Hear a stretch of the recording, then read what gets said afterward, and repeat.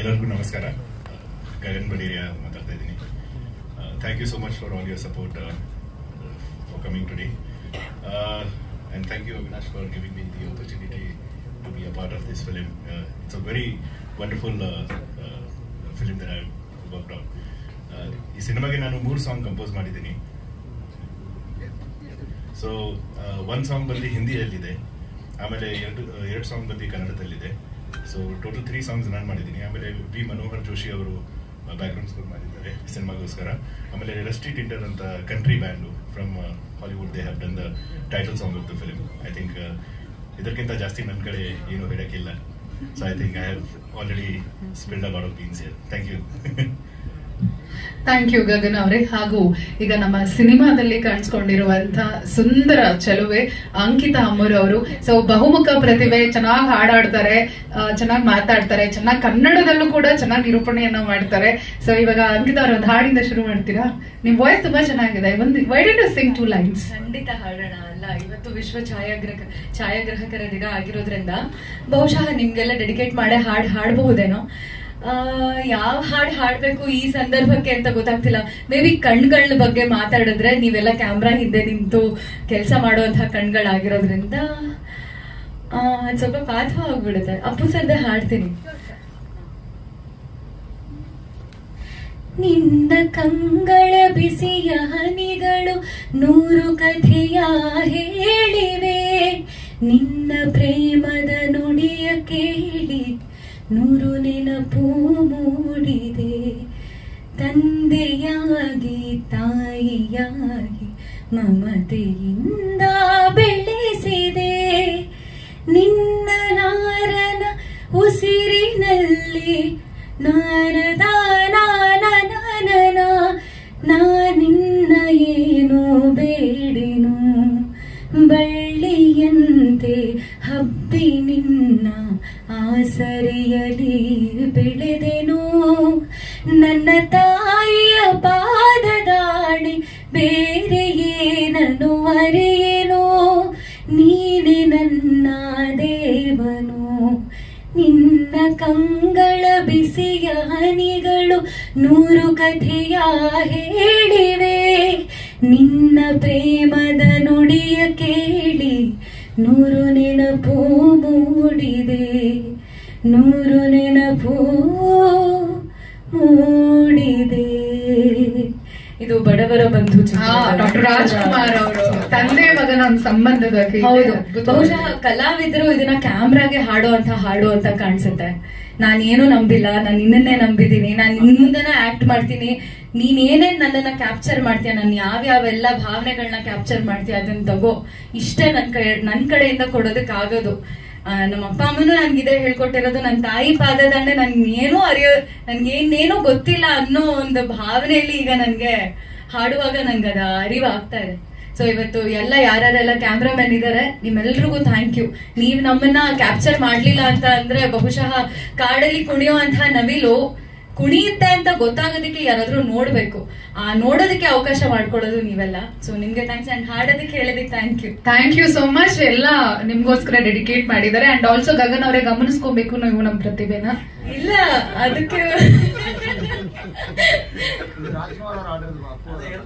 ಅಂದ್ರೆ ಅವರು ರಾಜ್ಕುಮಾರ್ ಸರ್ ನಿಧನರಾದ ನಂತರ ಅಪ್ಪು ಸರ್ ಅವರು ರೆಕಾರ್ಡ್ ಮಾಡಿದ್ರು. ಅವಾಗ ಇದು ತುಂಬಾನೇ ಸೂಪರ್ ಹಿಟ್ ಆಯ್ತು ಈ ಹಾಡು. ಹೌದು ಹೌದು ಹೌದು ಹೌದು. ಈಗ ಸಿನಿಮಾದ ಬಗ್ಗೆ ಹೇಳ್ಬೇಕು ಅಂತ ಹೇಳಿದ್ರೆ, ಈಗ ಸಂಗೀತಕ್ಕೂ ಸಂಬಂಧಕ್ಕೂ ಸಂವಾದ ಬೇಡ ಅಂತ ಹೇಳ್ತಾರೆ. ನೀನು ಒಂದು ಭಾಷೆ ಅವಶ್ಯಕತೆ ಇಲ್ಲದೆ ಭಾವನೆಗಳನ್ನ ಅರ್ಥ ಮಾಡ್ಕೊಳ್ಳೋದಕ್ಕೆ ನಾವ್ ಹೇಳ್ತೀವಿ, ಇಲ್ಲಪ್ಪ ಮ್ಯೂಸಿಕ್ ಅನ್ನ ಕೇಳಿದ ತಕ್ಷಣ ನಮ್ಗೆ ಏನೋ ಒಂಥರ ಕಣ್ಣಲ್ಲಿ ನೀರು ಬಂದ್ಬಿಡ್ತು ಅಂತ. ಅದ್ರ ಭಾಷೆ ಗೊತ್ತಿರೋದಿಲ್ಲ, ಆ ಭಾಷೆ ಗಾಳಿ ಗಂಧ ಏನೂ ಅರಿವಿರೋದಿಲ್ಲ. ಆದ್ರೂ ನಾವ್ ಹೇಗೆ ಕನೆಕ್ಟ್ ಆಗ್ತೀವಿ, ಅದೇ ರೀತಿ ಒಂದು ಸಂಬಂಧ ಹುಟ್ಟೋದಕ್ಕೆ ಭಾಷೆಯ ಅವಶ್ಯಕತೆ ಇಲ್ಲ ಅನ್ನೋದು ನಮ್ಮ ಸಿನಿಮಾದಲ್ಲಿ ನಾವು ತೋರಿಸಿದೀವಿ. ಇದರಲ್ಲಿ ಏನಂತ ಹೇಳಿದ್ರೆ 3 ಜಾಗಗಳು ಬರುತ್ತೆ. ಒಂದು ಪಾಶ್ಚಾತ್ಯ ಪ್ರಪಂಚ ಹೇಗಿರುತ್ತೆ ಅನ್ನೋದೊಂದು, ಕರ್ನಾಟಕದಲ್ಲಿ ಜೀವನ ಹೇಗ್ ಮಾಡ್ತಾರೆ ಅನ್ನೋದು ಇನ್ನೊಂದು, ಇದ್ರ ಮಧ್ಯ ಮಹೇಶ್ವರದಲ್ಲಿ ನಡೆಯುವಂತಹ ಕಥೆ. ಈ ಕಥೆ ಒಂದಕ್ಕಿಂತ ಒಂದು ವಿಭಿನ್ನವಾಗಿರುತ್ತೆ, ಪಾತ್ರಗಳು ಕೂಡ ವಿಭಿನ್ನವಾಗಿರುತ್ತೆ. ಮಾತಾಡೋ ಭಾಷೆ ಬೇರೆ ಇರ್ಬೋದು, ಆದ್ರೆ ಭಾವನೆ ಇರೋದು ಒಂದೇ. ಆ ಒಂದು ಭಾವನೆಯನ್ನ ಇಟ್ಕೊಂಡು ಇಡೀ ಸಿನಿಮಾ ಪ್ರಯಾಣ ಮಾಡುತ್ತೆ. ಮಾಡುತ್ತೆ, ಅಂದ್ರೆ ಜರ್ನಿ ಮಾಡುತ್ತೆ. ನಿಮ್ಮನ್ನು ಕೂಡ ಪ್ರಯಾಣಿಕರನ್ನಾಗಿ ಕೂರಿಸಿ ಅಲ್ಲಿಂದ ಶುರು ಆದಂತಹ ಕತೆ ಎಲ್ಲೆಲ್ಗೆಲ್ಲ ಹೋಗ್ತಿದೆ. 2 ಪಾತ್ರವನ್ನ ಇಟ್ಕೊಂಡು ತುಂಬಾ ಅಚ್ಚುಕಟ್ಟಾಗಿ ಕಥೆಯನ್ನ ಬರ್ತಿದ್ದಾರೆ. ಅಂಡ್ ಆ 2 ಪಾತ್ರಗಳ ನಡುವೆ ಯಾವುದೇ ಸಂಬಂಧ ಇಲ್ಲ, ಸಂವಾದ ಯಾವ ಥರನೂ ಇಲ್ಲ. ಅಥವಾ ಏನಂತ ಹೇಳಿದ್ರೆ ನೀವು ಸಿನಿಮಾನ ನೋಡುವಾಗ್ಲೇ ಓಕೆ ಇವರಿಬ್ಬರ ನಡುವೆ ಇಷ್ಟು ಒಂದೊಳ್ಳೆ ಬಾಂಡಿಂಗ್ ಇದೆಯಲ್ಲಪ್ಪ, ಏನಿರ್ಬೋದು ಕಾರಣ, ಯಾವ ಕಾರಣಕ್ಕೆ ಇವರಿಬ್ರು ಇಷ್ಟೊಂದು ಕಷ್ಟಪಡ್ತಿದ್ದಾರೆ, ಏನಿರಬಹುದು ಇವರ ಗುರಿ. ಆ ಪ್ರಯಾಣವನ್ನ ನೀವು ವೀಕ್ಷಿಸೋದಕ್ಕೆ ಥಿಯೇಟರ್ಗೆ ಬರಬೇಕು. ಜೊತೆಗೆ ನನ್ನ ಪಾತ್ರ ಏನಂತ ಹೇಳಿದ್ರೆ, ನಾನು ಬಹುಶಃ ಆ ಪ್ರಯಾಣದ ಒಂದು ಪ್ರಮುಖ ಘಟ್ಟದಲ್ಲಿ ಅಂತ ಅಂದ್ರೆ ಒಂದು ತಿರುವಿನಲ್ಲಿ ಕಾಣಿಸ್ಕೊಳ್ಳುವಂತಹ ಪಾತ್ರ. ತುಂಬಾ ಕಮ್ಮಿ ಸಮಯಕ್ಕೆ ನಾನು ಬಂದ್ರೂ ಕೂಡ ಆ ಒಂದು ಪಾತ್ರಕ್ಕೆ ತುಂಬಾನೇ ವೆಯ್ಟೇಜ್ ಇದೆ. ಹಾಗಾಗಿ ಇವರು ನನಗೆ ಸ್ಕ್ರಿಪ್ಟ್ ನನಗೆ ಓದಿ ಹೇಳಿದಾಗ ತುಂಬಾನೇ ಇಷ್ಟ ಆಯ್ತು. ಮಹೇಶ್ವರದಲ್ಲಿ ನಾವು ಶೂಟ್ ಮಾಡಿದೀವಿ. ಮಹೇಶ್ವರ ಅನ್ನೋದು ಒಂದು ರೀತಿಯಾಗಿ ಮಿನಿ ವಾರಣಾಸಿ ತರನೇ ಕಾಣಿಸುವಂತಹ ಪ್ರದೇಶ.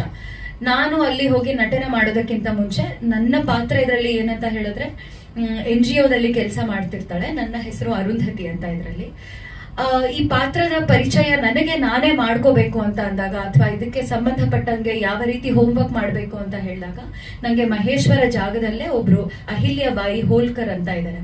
ಇವರು ಮಾಧ್ವ ಅಥವಾ ಮಾಲ್ವಾ ಕಿಂಗ್ಡಮ್ ನ ರಾಣಿ ಆಗಿದ್ರು, ರಾಜ್ಕುಮಾರಿ ಆಗಿದ್ರು. ಹೋಲ್ಕರ್ ಅನ್ನೋ ಒಂದು ಪ್ರದೇಶಕ್ಕೆ ಬಂದು ಅರಸಿ ಆಗ್ತಾರೆ. ರಾಣಿ ಆದ ನಂತರ ಅವರ ಪತಿಯನ್ನ ಕಳ್ಕೊತಾರೆ. ಅಂದ್ರೆ 2 ಮಕ್ಕಳಾಗುತ್ತೆ, ಪತಿಯನ್ನ ಕಳ್ಕೊತಾರೆ. ಹೋಗ್ತಾ ಹೋಗ್ತಾ ಮಕ್ಕಳಿಗೂ ಕೂಡ ಒಂದು ರೋಗ ಏನೋ ಬರುತ್ತೆ. ಇಷ್ಟೆಲ್ಲ ಕಷ್ಟಪಡುವಂತಹ ರಾಣಿ, ಅಂದ್ರೆ ಇದು ನಿಜವಾದ ಕಥೆ, ಆ ಮಹೇಶ್ವರ ಫೋರ್ಟ್ ಅಲ್ಲಿ ನಡೆದಿರುವಂತಹ ಕಥೆ. ಈ ರಾಣಿ ಎಷ್ಟೇ ಡಿಫಿಕಲ್ಟೀಸ್ ಅಥವಾ ಏನಂತ ಹೇಳ್ತಾರೆ ಅಡೆತಡೆಗಳನ್ನ ನೋಡಿದ್ರು ಕೂಡ ತನ್ನಲ್ಲಿರುವಂತಹ ಚೈತನ್ಯವನ್ನ ಬಿಡದೆ, ವಾರಣಾಸಿಯಲ್ಲಿ ನಾವು ಹೇಗೆ ಘಾಟ್ ಅನ್ನೋ ಪ್ರದೇಶವನ್ನ ನೋಡ್ತೀವಿ ಅದೇ ರೀತಿ ಮಹೇಶ್ವರದಲ್ಲಿ ಘಾಟ್ ಅನ್ನ ನಿರ್ಮಿಸ್ತಾಳೆ. ಆಮೇಲೆ ಒಂದು ಹ್ಯುಮ್ಯಾನಿಟೇರಿಯನ್ ಅಂತ ಏನ್ ಹೇಳ್ತಾರೆ, ನಮ್ಮ ಮೈ ಹೀರೋ ಕಾನ್ಸೆಪ್ಟ್ ಅಲ್ಲೂ ಕೂಡ ಅಂದ್ರೆ ಪ್ರೀತಿ ಒಂದು ಇದ್ರೆ ಸಾಕು, ನೀನ್ ಏನ್ ಬೇಕಾದ್ರೂ ಮಾಡಬಹುದು ಅನ್ನೋದನ್ನ ಕೂಡ ಈ ಅಹಿಲ್ಯಬಾಯಿ ಫಾಲೋ ಮಾಡಿರೋದು. ನಾವು ಮಹೇಶ್ವರ ಸ್ಯಾರೀಸ್, ಮಹೇಶ್ವರಿ ಸಿಲ್ಕ್ ಸ್ಯಾರೀಸ್ ಉಟ್ಕೋತೀವಿ, ಪ್ರಪಂಚಾದ್ಯಂತ ಅದು ತುಂಬಾನೇ ಫೇಮಸ್. ಅದಕ್ಕೆ ಕಾರಣ ಆಗಿದ್ದು ಅಹಿಲ್ಯಬಾಯಿ ಕೂಡ. ಹಾಗೆ ಅರುಂಧತಿ ಪಾತ್ರ ಕೂಡ ಈ ಮಹೇಶ್ವರಿ ಸಿಲ್ಕ್ ಸ್ಯಾರೀಸ್ ಏನಿದೆ ಅದನ್ನ ನೇಯ್ತಾರೆ ಅಲ್ವಾ. ಆ NGO ಕೆಲಸ ಮಾಡ್ತಾ ಆ ನೇಯೋ ಒಂದು ಸ್ಥಳದಲ್ಲಿ ಅವಳು ಎಲ್ಲರಿಗೂ ಊಟ ಆಗ್ಲಿ ಅಥವಾ ಆಶ್ರಯವನ್ನ ನೀಡುವಂತ ಒಬ್ಳು ಹುಡುಗಿ.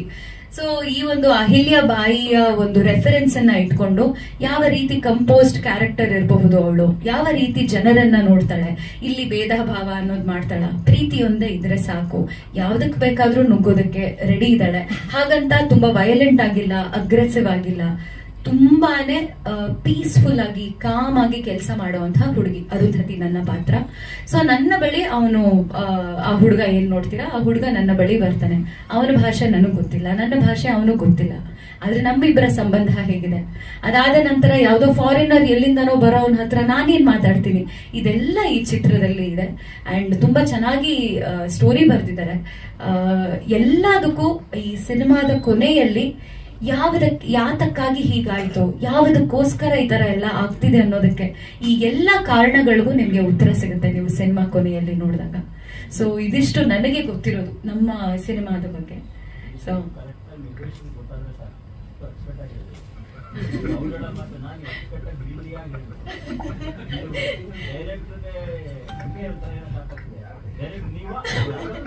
ಅಯ್ಯೋ ಪ್ಲೀಸ್, ಇಲ್ಲ ಇಲ್ಲ, ನಿರ್ದೇಶಕರು ನಿರ್ಮಾಪಕರು ಏನಂತ ಹೇಳ್ತಾರೆ, ತಂದೆ ತಾಯಿ ಇದ್ದ ಹಾಗೆ. ತಂದೆ ಊಟ ಹಾಕ್ತಾನೆ ಅನ್ನೋದಕ್ಕೆ ಪ್ರೊಡ್ಯೂಸರ್ ತರ ತಂದೆ ನೀನ್ ಈ ಟೈಮಲ್ಲಿ ಊಟ ಮಾಡು, ಈ ಬಟ್ಟೆ ಹಾಕೋ ಹಂಗೆ ಹೇಳ್ತಾರೆ. ನಿರ್ದೇಶಕ ತಾಯಿ ತರ ಬೆಳೆಸೋದು, ಪಾತ್ರ ಪರಿಚಯ ಮಾಡೋದು, ಅದ್ರ ಪರಕಾಯ ಪ್ರವೇಶ ಹೇಗ್ ಮಾಡ್ಬೇಕು, ನೀನ್ ಹೇಗ್ ನಡ್ಕೋಬೇಕು ಸೊಸೈಟಿಲಿ ಅಂತ ಅಮ್ಮಂದ್ರೆ ಹೇಗ್ ಹೇಳ್ಕೊಡ್ತಾರೆ, ಅದೇ ತರ ನಿರ್ದೇಶಕನು ಅಷ್ಟೇ, ನೀನ್ ಸಿನಿಮಾದಲ್ಲಿ ಹೆಂಗಿರ್ಬೇಕು, ನೀನ್ ಹೆಂಗ್ ಆಕ್ಟ್ ಮಾಡ್ಬೇಕು. ಇವ್ರ ಅಯ್ಯೋ ಡೈರೆಕ್ಟರ್ಸ್ ಲೆವೆಲ್ಗೆಲ್ಲ ನಾವು ಹೋಗಿ ಮಾತಾಡೋದಕ್ಕೆ ನಮ್ಗೆ ಬಹುಶಃ ಆ ಒಂದು ಅರ್ಹತೆನೇ ಇಲ್ಲ ಅಂತ ಕಾಣಿಸುತ್ತೆ. ಡೈರೆಕ್ಟರ್ ಕೆಲಸ ಮಾತಾಡ್ಸುತ್ತೆ, ಮಾತು ಕಡಿಮೆ ಅಷ್ಟೇ. ಖಂಡಿತ ಖಂಡಿತ ಖಂಡಿತ. ಹೌದು ಸರ್, ಮಹೇಶ್ವರ ಅನ್ನೋ ಒಂದು ಮಹೇಶ್ವರಿ ಸಿಲ್ಕ್ ಅನ್ನೋ ಒಂದು ಸಾರಿ ಬಗ್ಗೆ ಕೇಳಿದ್ದೆ ಅಷ್ಟೇ. ಈಗ ಹೇಗೆ ನಾವು ಮೈಸೂರು ಸಿಲ್ಕ್ ಅಂತ ಮಾತಾಡ್ತೀವಿ ಅಲ್ವಾ, ಮೈಸೂರಿನ ಬಗ್ಗೆ ನಮ್ಗೆ ಹಿಸ್ಟ್ರಿನೇ ಗೊತ್ತಿರೋ, ಅಂದ್ರೆ ನಮಗ್ ಗೊತ್ತು, ಕರ್ನಾಟಕದವರಾಗಿರೋ ನಮಗ್ ಗೊತ್ತು. ಅಲ್ಲಿ ಈಗ ಬೇರೆ ಪ್ರದೇಶದಲ್ಲಿ ಇರೋರಿಗೆ ಮೈಸೂರು ಸಿಲ್ಕ್ ಸಾರಿ, ಮೈಸೂರು ಮಸಾಲೆ ದೋಸೆ, ಮೈಸೂರು ಪಾಕ್ ಅಂತ ಗೊತ್ತು. ಮೈಸೂರು ಅಂದ್ರೆ ಏನು, ಒಡೆಯರ ವಂಶದ ಬಗ್ಗೆ ಅವ್ರಿಗೆ ಗೊತ್ತಾ, ಯಾತಕ್ಕಾಗಿ ಇದು ಶುರು ಆಯ್ತು ಅನ್ನೋದು ಹೇಗೆ ಗೊತ್ತಿಲ್ವೋ ಹಾಗೆ ನಾನು ಮಹೇಶ್ವರಕ್ಕೆ ಹೋಗಕ್ಕಿಂತ ಮುಂಚೆ ಏನಿದು ಜಾಗ, ವಾರಣಾಸಿ ತರನೇ ಇದೆ, ಘಾಟ್ ಎಲ್ಲ ಇದೆ ಅಂತ ಹೇಳ್ತಾರೆ, ಮತ್ತೆ ಯಾಕೆ ಅದಷ್ಟು ಪಾಪ್ಯುಲರ್ ಆಗಿಲ್ಲ, ಅಲ್ಲೂ ಎಲ್ಲ ಈ ತರದೆಲ್ಲ ಅಸ್ಥಿ ವಿಸರ್ಜನೆಗಳು ನಡೆಯುತ್ತಾ, ಏನಿರಬಹುದು ಇದು ಅಂತ ನಾನು ಕೂತ್ ನೋಡಿದಾಗ ಇಲ್ಲಿ ಅಹಿಲ್ಯ ಬಾಯಿ ಅವ್ರ ಬಗ್ಗೆ ಓದಿದೆ. ಅದು ಎಷ್ಟು ಚೆನ್ನಾಗಿತ್ತು ಅಂತ ಹೇಳಿದ್ರೆ, ನಾವು ಮಧ್ಯಪ್ರದೇಶಲ್ಲಿ ಫ್ಲೈಟ್ ಇಂದ ನಾವು ಏರ್ಪೋರ್ಟ್ ಅಲ್ಲಿ ಇಳಿದಿದ್ದೀವಿ, ಅಲ್ಲಿ ದೊಡ್ಡ ಸ್ಟ್ಯಾಚು ಇದೆ ಅವ್ರದ್ದು, ಅಷ್ಟು ಪ್ರೀತಿ ಮಾಡ್ತಾರೆ. ಈಗ ಹೇಗೆ ನಾವು ಮದರ್ ತೆರೆಸಾ ಬಗ್ಗೆ ಮಾತಾಡ್ತೀವಿ, ಅದೇ ತರ ಆ ಒಂದು ಚಿಕ್ಕ ಪ್ರದೇಶ ಮಹೇಶ್ವರ ಅನ್ನೋ ಪ್ರದೇಶ ಏನಿದೆ, ಅಲ್ಲಿ ಅಹಿಲ್ಯ ಬಾಯಿ ಅವ್ರ ಬಗ್ಗೆ ಮಾತಾಡ್ತಾರೆ. ತುಂಬಾನೇ ಒಳ್ಳೆ ವ್ಯಕ್ತಿ ಅಂತ ಅವರು. ಮೊದಲನೇದಾಗಿ ತುಂಬಾ ಶ್ರಮ ವಹಿಸಿ ಸಾಕಷ್ಟು ಜನರಿಗೆ ಊಟ ತಿಂಡಿ ಕೆಲಸ ಕೊಟ್ಟಂತಹ ಒಂದು ಆಂಟ್ರಪ್ರನರ್ ಅಂತ ಹೇಳ್ತಾರಲ್ಲ ಹಾಗೆ.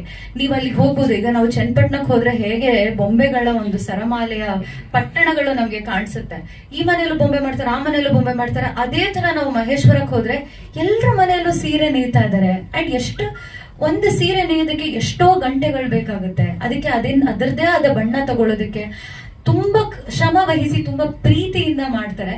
ಇದನ್ನ ನೋಡಿದಾಗ ಅಪ್ಪ ಸದ್ಯ ನನ್ಗೆ ಈ ತರ ಒಂದು ಪಾತ್ರ ಸಿಕ್ಕಿದೆಯಲ್ಲಪ್ಪ, ನಾನು ಮಾಡ್ಬೇಕು ಇದನ್ನ ಅಂತ ಅನ್ಸಿ ನನಗೆ ಓದಿದ್ದೆ ಇದ್ರ ಬಗ್ಗೆ.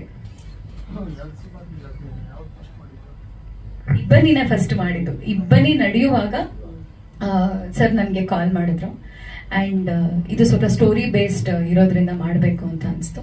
ಈಗ ಆಗಸ್ಟ್ 30 ಇದು ರಿಲೀಸ್ ಆದ್ರೆ ಸೆಪ್ಟೆಂಬರ್ 5ಕ್ಕೆ ಇಬ್ಬನಿ ತಬ್ಬಿದ ಎಳೆಯಲ್ಲಿ ರಿಲೀಸ್ ಆಗ್ತಿದೆ. ಅದ್ರ ಕುರಿತು ಅವತ್ತಿನ